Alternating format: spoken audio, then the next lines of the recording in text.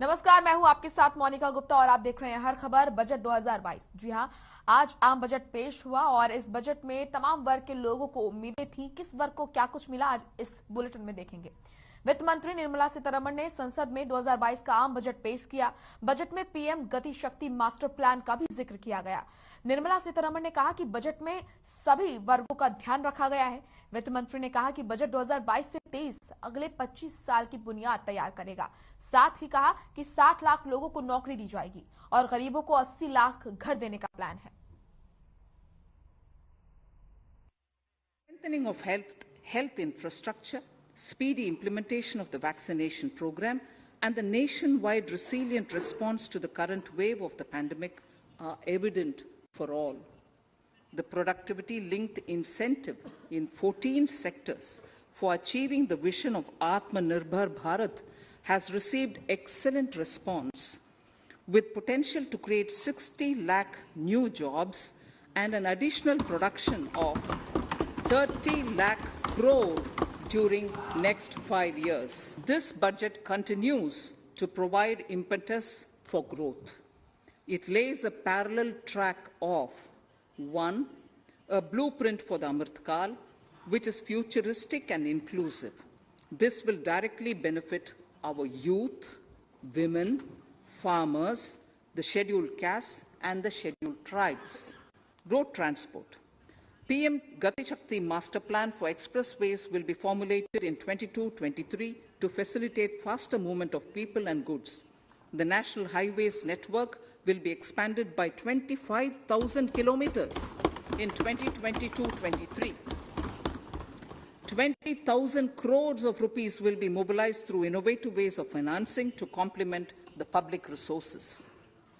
Railways will develop new products and efficient logistics services for small farmers and small and medium enterprises, besides taking the lead in integration of postal and railways networks.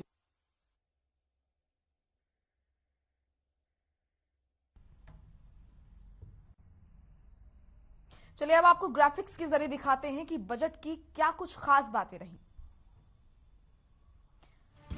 तो budget में हरियाणा के लिए क्या कुछ खास है, ये हम आपको बता रहे हैं। एमएसपी पर रिकॉर्ड खरीदारी की जाएगी, ये बड़ा ऐलान। किसानों को 2.37 लाख करोड़ रुपए डीबीटी के जरिए दिया जाएगा। ऑर्गेनिक खेती को बढ़ावा दिया गया है।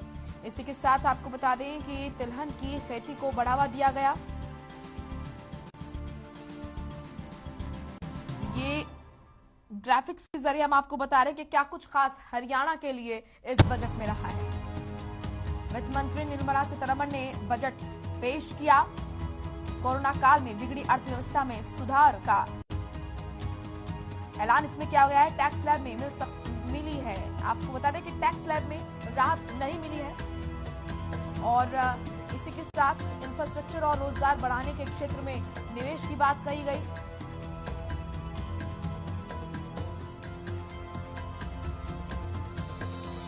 तो आज जो बजट पेश हुआ है उसमें क्या कुछ खास रहा, ये हम आपको लगातार बता रहे हैं। 63 लाख किसानों से 1208 एमएसपी पर रिकॉर्ड खरीदारी की जाएगी। ये महत्वपूर्ण बात आपको बता रहे हैं। हरियाणा के लिए जो खास चीजें, खास ऐलान किए गए हैं, ग्राफिक्स के माध्यम से हम आपको दे रहे हैं जानकारी। ऑर्गेनिक खेती को बढ़ावा दिया गया है, ये कहा वित्त मंत्री ने। तिलहन की खेती को बढ़ावा दिया गया है। इसी के साथ उन्होंने कहा फल सब्जी की पैदावार करने वाले किसानों के लिए कॉम्प्रहेंसिव पैकेज की घोषणा की है। एग्रीकल्चर से जुड़े स्टार्टअप और रूरल एंटरप्राइज को भी यहाँ पर इसके लिए भी बड़ा ऐलान किया है। बजट में 25 साल का ब्लूप्रिंट तैयार किया गया है। 60 लाख लोगों को नौकरियां, हेल्थ इंफ्रास्ट्रक्चर को मजबूती और एलआईसी का आईपीओ जल्द आएगा। ये बड़ी बातें, बड़ा ऐलान। एक साल में 25,000 किलोमीटर हाईवे बनेगा। इसी के साथ 100 गतिशील कार्गो टर्मिनल बनेंगे। तो वहीं निजी निवेश को बढ़ावा देने का लक्ष्य है। साथ ही एमएसपी पर किसानों से रिकॉर्ड खरीदारी की जाएगी। बजट की ये बड़ी बात है। 3 साल में 400 वंदे भारत ट्रेन चलेंगी। वहीं 5 नदियों को आपस में जोड़ा जाएगा। इसी के साथ 130 लाख एमएसएमई को अतिरिक्त कर्ज का ऐलान किया गया। तो बड़ी बातें, बड़ी घोषणाएं। बजट की। 750 नए ई लैब्स बनेंगे। गांव और शहरों में 80 लाख नए मकान बनेंगे। तो वहीं 2022 से 23 में चिप वाले ई पासपोर्ट बनेंगे, ये भी घोषणा की गई। शहरों में इलेक्ट्रॉनिक वाहनों को बढ़ाया जाएगा। आम जनता के लिए राहत, बैटरी अदला बदली पॉलिसी बनेगी। इसी के साथ दिव्यांग के माता पिता को टैक्स में छूट की घोषणा की गई है। तो कर्मचारियों की पेंशन में टैक्स की छूट की गई है। वहीं एनपीएस में 14% केंद्र और राज्य का योगदान रहेगा। इसी के साथ क्रिप्टो करेंसी से इनकम पर 30% टैक्स की घोषणा की गई। वहीं बजट को लेकर पक्ष और विपक्ष की प्रतिक्रियाएं सामने आ रही हैं। बीजेपी प्रदेश अध्यक्ष ओपी धनखड़ ने बजट का स्वागत किया। धनखड़ ने कहा कि बजट सराहनीय और भविष्य को लेकर बनाया गया है। तो वहीं दूसरी तरफ कांग्रेस नेता अशोक अरोड़ा ने भी बजट पर अपनी प्रतिक्रिया दी है। अशोक अरोड़ा का कहना है कि बजट से लोगों को निराशा हाथ लगी है। वर्तमान बजट 100 साल के ढांचागत विकास को ध्यान में रखते हुए बनाया गया है। ये बहुत ही अभिनंदनीय बात है, जिसमें आगे का विचार किया जा रहा है। और मैं कहूँगा कि ये विकास उन्मुखी बजट है। और इस बजट में सबसे ज़्यादा कोई इस बात पर ध्यान दिया गया है तो आगे का विकास किस प्रकार से हो। देश की ग्रोथ भी 2.7% विकास के रहने का एक अनुमान लगाया गया है। जीएसटी भी इस बार 1,40,986 करोड़ इकट्ठा हुआ है, जो बहुत अच्छी बात है। मैं ये कहूँगा कि रोजगार उन्मुखी बजट है, जिसमें 60 लाख युवाओं को रोजगार देने की बात बहुत तेजी के साथ बढ़ी है। इस प्रकार से ढांचागत विकास की बात इस बजट में निर्मला सीतारमण जी ने की है। मैं अभिनंदन करूंगा उनका कि उन्होंने 25,000 किलोमीटर हाईवेज बढ़ाने की बात इसमें की है। इसमें 400 वंदे मातरम ट्रेन चलाने की बात की है। 100 ऐसे कार्गो स्टेशन, शक्ति कार्गो स्टेशन बनाने की बात की है। अर्बन ढांचा बढ़ाने की बात की है, क्योंकि आने वाले जब भारत 100 साल का होगा तो उसकी 50% आबादी शहरों में रहेगी। तो ये जो विकास उन्मुखी बजट है, जो ढांचे पर जोर दिया गया है, इसके लिए मैं अभिनंदन करता हूँ। दूसरी महत्वपूर्ण बात मैं कहना चाहता हूँ कि सबको आवास देने का जो प्रधानमंत्री का सपना है, 80 लाख आवास एक साल में बनाएंगे, नए मकान, और 48,000 करोड़ रुपए इस पे खर्च करेंगे। जब भी बजट पेश होना होता है, देश के लोगों को बहुत उम्मीद होती है देश की सरकार पे, विशेष रूप से वित्त मंत्री पे, कि देश का वित्त मंत्री देश के आम नागरिक को बजट में क्या राहत देगा। जिस प्रकार से पिछले दिनों महंगाई दर बहुत बढ़ी, आज महंगाई बहुत बढ़ी हुई है, बेरोजगारी बहुत बढ़ी हुई है। आज मिडिल मैन को इनकम टैक्स में पिछले 7 सालों से कोई रियायत नहीं मिली है।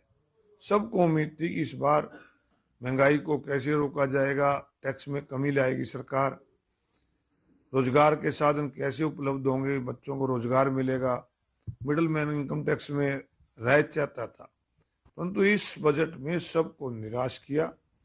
इवन जो हमारी देश की रीढ़ की हड्डी है, किसान, जो पिछले 13 महीने से जो लगातार संघर्ष कर रहे थे, जिनको ये कहा गया था कि हम एमएसपी की गारंटी पे एक कमेटी बनाएंगे, परंतु इसके अंदर केवल यही कहा गया कि एमएसपी पे खरीद करेंगे। आप देखते होंगे कहने से नहीं होता। आपके यहाँ हरियाणा की बात करें, जो बाजरा है, मक्का है, एमएसपी से 800 रुपये क्विंटल कम बिका, किसी ने नहीं, कोई गारंटी की बात नहीं कही। तो ये बजट पूरी तरह से निराशाजनक है। तो वहीं जून से बजट को लेकर लोगों की प्रतिक्रियाएं सामने आई हैं। लोग बजट से जो उम्मीदें लगाकर बैठे थे, वो उम्मीदें पूरी नहीं हुई हैं। लोगों का कहना है कि बजट उनकी उम्मीदों के मुताबिक नहीं आया है। क्या कुछ कहा आम जनता ने, आपको सुनाते हैं। ये इसमें ऐसा है जी, जो जनता थोड़ा ये विश्वास कर रही थी, भाई ये जो बजट है ये आम जनता के लिए एक अच्छा बजट देंगे। जैसे पीछे 2 साल से तो कोरोना सिस्टम चल रहा है, सारा सिस्टम बंद है, लेकिन जो इन नया बजट पेश किया है, यो एक बहुत ही निराशाजनक बजट है। ये जो पूंजीपतियों को फायदा पहुंचाने के लिए ये इन्होंने पेश होने से पहले ही ये सारी कार्रवाई कर लेते हैं। इन्होंने आम जनता से कोई लेना देना नहीं, ये सिर्फ वोट के लिए ही आम जनता को यूज करते हैं। ये बजट जनता की जो उम्मीदें थी, अब इस बजट में कुछ मिलेगा, किसानों ने भी उम्मीदें थी कुछ मिलेगा, लेकिन जनता के लिए इस बजट में कुछ नहीं है। किसानों के लिए भी जो पहले ही दे रखा था वो अभी दिया है, लेकिन किसानों की उम्मीद तो ये थी हमें जो पहले मिल रहा है उससे कुछ बढ़ के मिलेगा, वो नहीं हुआ। और जो मजदूर है अपना नरेगा के जो मजदूर हैं उनके लिए जो बजट होना चाहिए था उसमें भी काफी बड़ी कटौती इन्होंने पहले भी कर रखी थी और अब भी उस तक नहीं गए। कर्मचारियों को उम्मीद ये थी जी भाई कि कुछ देगा, क्योंकि ये संघर्ष चल रहे हैं, तो संघर्ष के बाद भी ये कुछ नहीं दे रहा है जी। तो इसी करके सारे जनता त्राई नाराज थे भी त्राई कर रहे हैं जी। जो सबसे गाने देखो, कभी ऐसा प्रधानमंत्री कोई नहीं था कि मोदी झूठ बोलता है, ये आप साहब भी सुनो और आपने पता भी है कितने बढ़िया के मोदी झूठ बोलता है। तो मोदी झूठ ही बोल रहा है और बोल डायलॉग भी है जी। हम इसका जवाब वोट से ही देंगे और तुम्हारे वोट तो कोई नहीं। काफ़ी निराश हैं आम जनता, महंगाई से त्रास दिए जनता में। जनता को काफ़ी उम्मीद थी कि महंगाई पे कुछ राहत मिलेगी आने वाले समय में। और ये जो पिछले जो आंदोलन हुए हैं, चुनाव भी है 4-5 स्टेटों में, सरकार उससे कुछ सबक लेते हुए जनता को कुछ राहत देगी, लेकिन सरकार मतलब जनता को निराशा ही आती लगी है इस बजट से। बजट से उम्मीद तो लोगों को ये थी कि भाई शिक्षा का बजट बढ़ाएंगे, स्वास्थ्य का बजट बढ़ाएंगे, रोजगार के लिए कुछ करेंगे, खेती के लिए कोई सरकारी इन्वेस्टमेंट करेंगे। खेती में पीपीपी मोड ले आए, प्राइवेट पार्टनरशिप का मामला है, मतलब उसमें प्राइवेट सेक्टर को ले आ रही है। तो वहीं बजट को लेकर भिवानी के किसानों में काफी उत्साह नजर आया। किसानों का कहना है कि उनकी न्यूनतम समर्थन मूल्य की मांग को बजट में स्थान दिया गया है।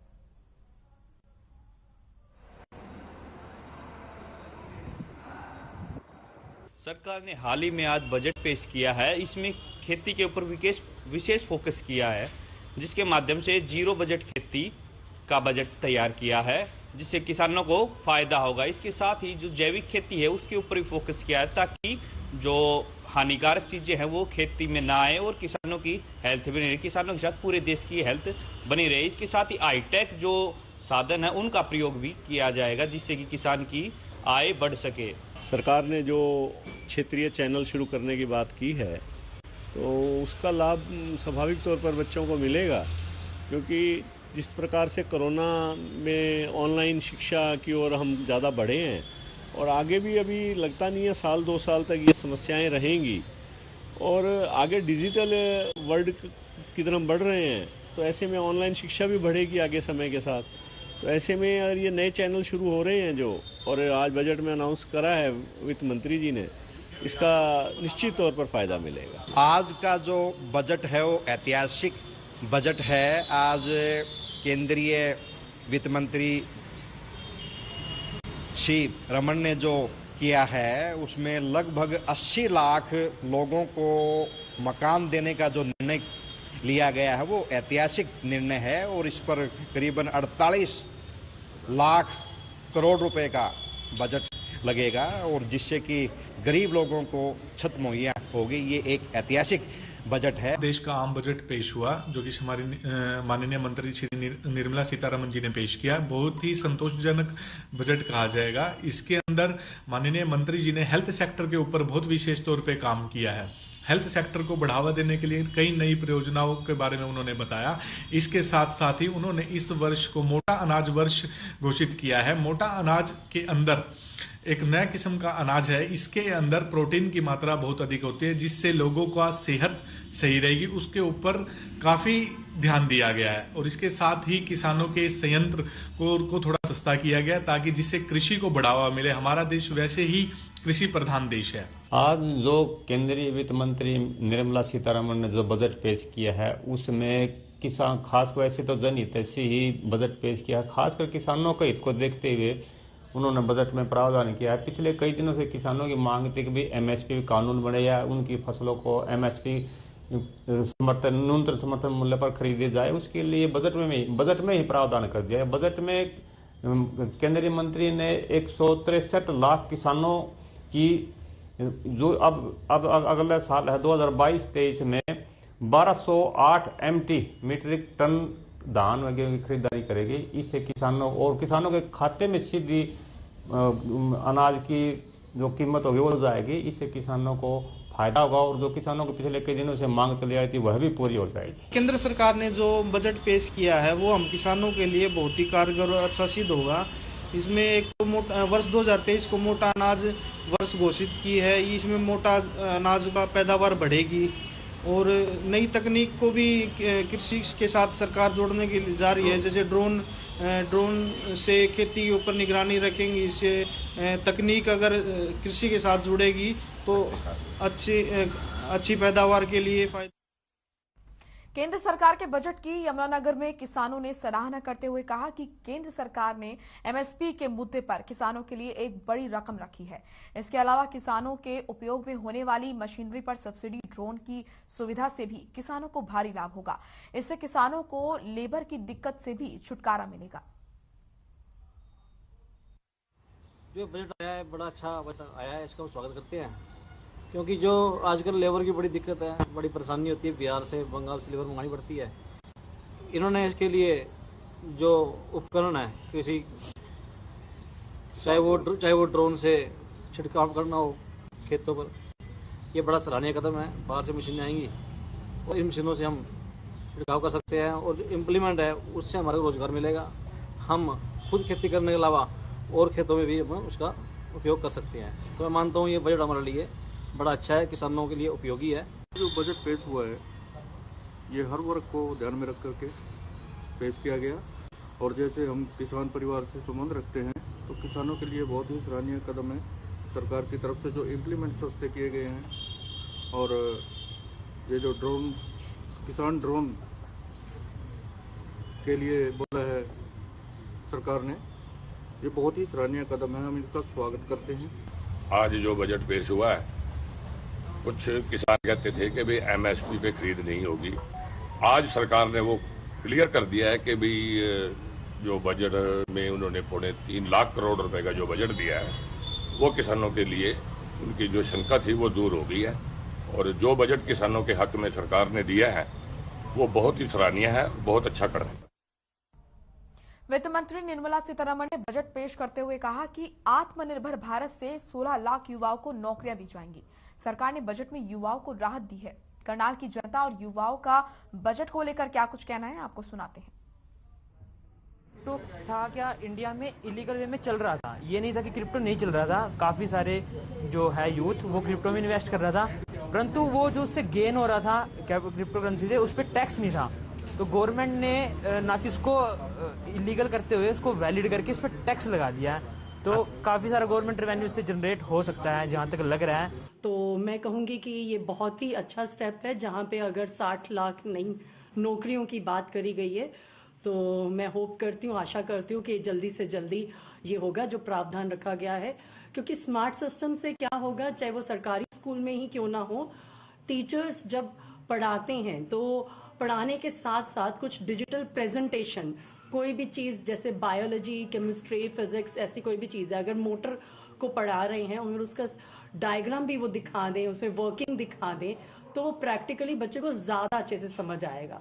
मेंटल हेल्थ पर हमारी गवर्नमेंट काम करेगी, उसको बजट अलॉट किया गया है। टेली कम्युनिकेशन के थ्रू वो मेंटल हेल्थ प्रोग्राम्स लॉन्च कर रहे हैं। उसमें निमहैंस साथ में जुड़ रही है, जो नोडल सेंटर होगा। 23 ऐसे सेंटर्स बनाए जाएंगे। जो IIT बैंगलोर है वो इसमें अपना डिजिटल टेक्नोलॉजी देगा।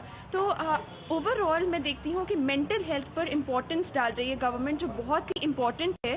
खासकर हमने कोविड पैंडेमिक के टाइम देखा कि लोग कितना मानसिक स्वास्थ्य के प्रॉब्लम से जूझ रहे थे। तो अब ये गवर्नमेंट जो स्टेप ले रही है ये बहुत पॉजिटिव स्टेप है। और मैं समझता हूँ कि अगर सभी वर्गों को साथ ले जाने की बात की गई है और प्रावधान किए गए हैं, जिस तरीके से किसानों के लिए भी प्रावधान किया गया कि एग्रीकल्चर को प्रमोट किया जाएगा, ऑर्गेनिक फार्मिंग को प्रमोट किया जाएगा, जो मिडिल और स्मॉल स्केल इंडस्ट्रीज को प्रमोट किया जाएगा। तो आई वुड से कि अगर ये सारी चीज़ें सचमुच में होती हैं इम्प्लीमेंट, तो बच्चों को विदेश जाने की जरूरत नहीं है और India can be developed country. और मिलजुल के सभी स्टेट्स काम करें, सभी CMs काम करें, जनता काम करे और सरकार अच्छी नीतियाँ बनाकर लाए और अच्छे बजट, तो आई एम श्योर कि जो हमारा इकॉनमी है वो रिवाइव हो जाएगी और बेटर अपॉर्चुनिटीज़ होंगी। और डिजिटल भारत मीन्स वर्ल्ड का विश्व गुरु। डिजिटलाइजेशन पे भी बहुत ध्यान दिया है। RBI इंट्रोड्यूस करेगी digital currency to improve that. और क्लॉथ्स और ज्वेलरी पे जैसे आप जानते हैं कि उनके प्राइजेस तो कम होंगे ही, और ट्रांसपोर्ट डिजिटलाइजेशन का जो इंफ्रास्ट्रक्चर है उस पर भी गवर्नमेंट बहुत ज़्यादा इन्वेस्ट करेगी and our economic growth will increase to 9. तो वहीं बजट के बाद किसानों में भी नाराजगी देखने को मिली है। किसानों का कहना है कि सरकार ने किसानों की तरफ कोई ध्यान नहीं दिया है। किसानों का कहना है कि खाद बीज पर कोई राहत नहीं दी गई है, साथ ही किसानों को जमीनी स्तर पर भी कोई फायदा नहीं पहुंचाया गया है। क्या कुछ कहना है बजट को लेकर किसानों का, आपको सुनाते हैं। पर धरातल पर आकर देखे कि आज तक किसी किसान को इस सब्सिडी का फायदा मिल पाया है, और जो भी सब्सिडी है वो डीलर और सरकार के अधिकारी मिलकर हड़प जाते हैं। किसान को धरातल पर कुछ नहीं मिल पाता। और बात इन्होंने की है एमएसपी पर फसल खरीदने की। एमएसपी पर फसल खरीदने की बात तो कर दी, उसके लिए बजट भी तय कर दिया, पैकेज भी तय कर दिया 2.3 लाख करोड़ रुपए का। क्या ये मंडियों में एमएसपी पर फसल किसान की बिक पाएगी? ये एक बहुत बड़ा सवाल है। इतना गंदा बजट आज लग हिंदुस्तान में कभी नहीं आया हमारी सूची में, और जो इसने यू दिया गया ऐसे प्रधानमंत्री अगर आगे नहीं यू देश नहीं बच पाऊगा। किसानों के बारे में जो दिए इन्हें बजट, इतने कहूँ भाई इन्हें करे मखौल, और यू मखौल हम कभी नहीं करेंगे बर्दाश्त, इतने कह चल लेता हूँ। तो मोदी सरकार ने वादा किया था कि 2022 में किसानों की आमदनी दुगनी करेंगे, तो आज इस बजट से हिसाब लगाया जा सकता है इनकी नीयत कैसी है। ना इन्होंने किसानों की ओर इनका ध्यान है, ये किसानों को और किसानी को, देश को बर्बाद करने का काम कर रहे हैं। आज का बजट बिल्कुल निराशाजनक है। आज देश का कृषि बजट लोकसभा में पेश हुआ है, जो कि किसान विरोधी बजट हम कह सकते हैं। कुछ भी किसानों के लिए उसमें नया नहीं किया गया, सिर्फ और सिर्फ एक दो जुमले उन्होंने दिए हैं, जैसे कि एमएसपी पर फसलें खरीदी जाएंगी, लेकिन कोई प्रावधान की बात नहीं की। हर साल की तरह इस साल भी सिर्फ जुमले दिए हैं। किसान विरोधी सरकार है और किसान विरोधी इनका बजट है। कोई इस तरह की नई योजना किसानों के लिए शुरू नहीं की गई। चलिए फिलहाल इस बुलेटिन में इतना ही। आप देखते रहिए हर खबर। नमस्कार।